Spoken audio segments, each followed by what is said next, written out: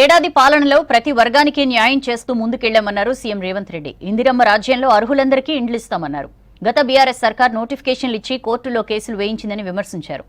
దేశంలో ఏ రాష్ట్రం ఏడాదిలోనే 50,000 ఉద్యోగాలు ఇచ్చింది లేదన్నారు. రైతులు పండించిన ప్రతి గింజను ప్రభుత్వం కొనుగోలు చేస్తుందన్నారు సీఎం రేవంత్.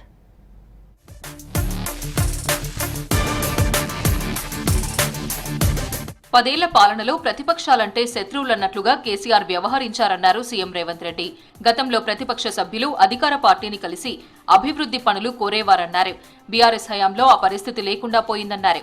కేటీఆర్, హరీష్ రావు చేస్తున్న తప్పులను సరిదిద్దాల్సిన బాధ్యత కేసీఆర్దేనన్నారు. హైదరాబాద్ లో ఇందిరమ్మ ఇళ్ల యాప్ లాంచింగ్ కార్యక్రమంలో పాల్గొన్నారు సీఎం రేవంత్. ఒక ప్రధాన ప్రతిపక్ష రాజకీయ పార్టీగా మీ విధానం ఏంది, మీ ఆలోచన ఏంది? అంటే ఈ ప్రభుత్వమే నడవద్దా?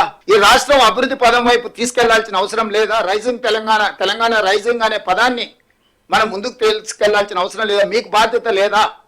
ప్రభుత్వం అంటే కేవలం 65 మంది కాంగ్రెస్ పార్టీ శాసనసభ్యులేనా? మీ పిల్లలు ఇద్దరిని మా మీదకు ఉసిగొల్పి ఎందుకు ఇట్లా చేస్తున్నారు చంద్రశేఖరరావు గారు? పెద్దరికం నీకు మంచిదా? నిజమైన లబ్ధిదారుల కోసమే ఇందిరమ్మ ఇళ్ల యాప్ ను తెచ్చామన్నారు సీఎం రేవంత్ రెడ్డి. అర్హులైన ప్రతి ఒక్కరికి ప్రభుత్వం ఇల్లు ఇస్తుందన్నారు. ప్రతి ఒక్కరికి కూడు, గూడు, గుడ్డ అవసరమని ఇందిరమ్మ ఆనాడే గుర్తించారని తెలిపారు సీఎం. పేదలకు న్యాయం చేయడానికి అవసరమైన అన్ని నిర్ణయాలు పారదర్శకంగా తీసుకోవాలనేది మా ప్రభుత్వం యొక్క ఆలోచన. ఆ ఆలోచనలో భాగంగా మొదటి సంవత్సరం ప్రతి నియోజకవర్గానికి 3,500 ఇండ్ల కేటాయింపులో భాగంగా 4,50,000 ఇండ్లకు 5 లక్షల రూపాయలతోని పరిపాలన అనుమతి ఇవ్వడం జరిగింది. ఈ రోజు ఈ యాప్ ను ప్రవేశపెట్టడం ద్వారా లబ్ధిదారుల ఎంపిక ప్రక్రియ పారదర్శకంగా సరళీకృతంగా జరగడానికి అవకాశం కలిగింది. రైతులు పండించిన ప్రతి గింజను ప్రభుత్వం కొనుగోలు చేస్తుందన్నారు సీఎం రేవంత్ రెడ్డి. రైతులు ఈసారి 53 లక్షల మెట్రిక్ టన్నుల వడ్లు పండించారని చెప్పారు. రైతులంతా సన్న వడ్లే పండించాలని సూచించారు. హైదరాబాద్ ఐమాక్స్ హెచ్ఎండిఏ గ్రౌండ్స్ లో రవాణా శాఖ ఆధ్వర్యంలో జరిగిన ప్రజాపాలన విజయోత్సవాల్లో పాల్గొన్నారు సీఎం. తెలంగాణ గడ్డ మీద ఈ నేలలో పండిన ఒట్లే సన్న ఒట్లు పండించండి, తెలంగాణ సోన పట్టించండి. ప్రతి పేదవాడికి సన్న బియ్యం ఇవ్వడం ద్వారా రీసైక్లింగ్ బియ్యం మాఫియాను కూకటి వేళ్లతో పెకిలించి ఈ రోజు పేదవాళ్లకు సన్న బియ్యం ఇద్దాం.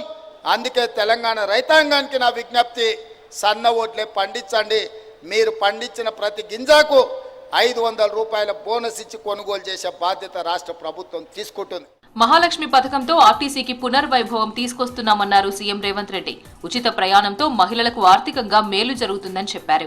ఫ్రీ బస్ తో ప్రతి మహిళ నెలకు 5 నుంచి 7,000 రూపాయలు సేవ్ చేస్తున్నారన్నారు సీఎం రేవంత్. ఈ వేదిక మీద నుంచి చెప్పదలుచుకున్న, ఉద్యోగం చేసే ఆడబిడ్డలకు, చదువుకోవడానికి వెళ్లే ఆడబిడ్డలకు 5,000 నుంచి 7,000 రూపాయలు రోజుకు యావరేజ్ గా 35 నుంచి 40 రూపాయలు ఆడబిడ్డలకు సేవింగ్ వస్తుంది.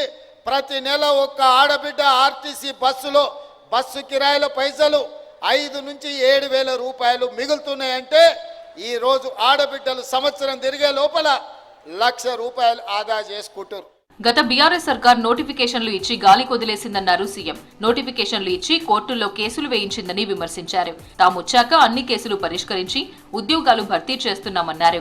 ఇప్పటి వరకు ఏడాదిలో ఏ ప్రభుత్వం 50,000 ఉద్యోగాలు ఇవ్వలేదని స్పష్టం చేశారు. ఉద్యోగాల భర్తీపై మోదీ, కేసీఆర్ చర్చకు సిద్ధమా అని సవాల్ విసిరారు సీఎం రేవంత్. మొదటి సంవత్సరంలో 55,143 ప్రభుత్వ ఉద్యోగ నియామకాలు చేపట్టి, ఇంక్లూడింగ్ మీ డిపార్ట్మెంట్ లో కారుణ్య నియామకాలే కాకుండా 113 మంది ట్రాన్స్పోర్ట్ లో ఆఫీసర్స్ నియామకంలో 97 మంది నియామక పత్రాలు మీ ట్రాన్స్పోర్ట్ కార్యాలయంకి వచ్చి నేను ఇచ్చిన వాటితో సహా. ఎవరికైనా అనుమానం ఉంటే ఇదే నక్లెస్ రోడ్డు మీద 55,143 మందిని ఇక్కడ పిలిపిస్తాం.